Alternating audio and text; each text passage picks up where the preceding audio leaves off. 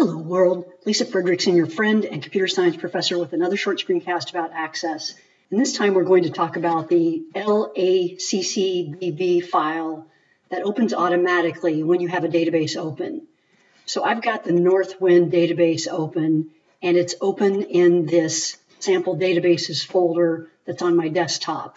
And the way I can tell where it's stored is simply to go to the file menu, and there it is. If I hover over that file, it will give me the full path to that database.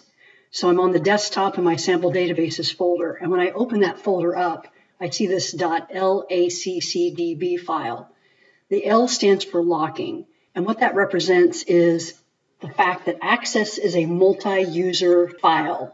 So more than one person can be working and editing and entering data in the same database at the same time.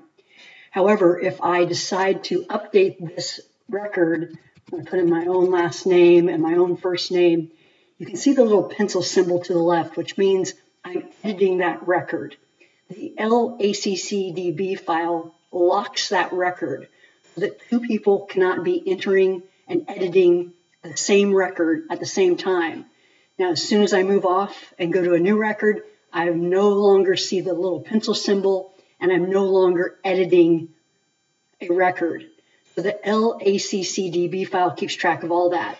As soon as I close this database, and I go back to my folder, then I will see that the laccdb file also goes away because it's a temporary file. It's only needed when the database is open.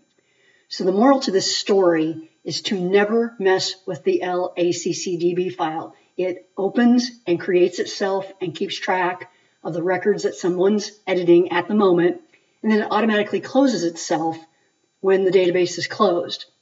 Sometimes it's helpful to see that laccdb file to know if anyone is still in the database, because you as a database developer may want to compact it or may want to do something in design view to modify a former report, and you can't do that when other users are using the database. So if you ask around your company, everyone's closed the database, and you still see that laccdb file, you know that Access is still open somewhere. One final thing, if you know that everyone has closed out of Access and you've confirmed that on every machine, and you still see the laccdb file, that means it just didn't get closed down properly. Something interrupted one of the machines and the laccdb file was not closed properly. At that point, you can probably reopen the database, close it down on every machine, and the file will go away automatically. But if it persists and you're sure everyone has Access closed on every single machine, or all the machines have been turned off, and when you start a new machine and look in the folder and still find that laccdb file lingering around from a previous date, then you can go ahead and delete it. Thank you.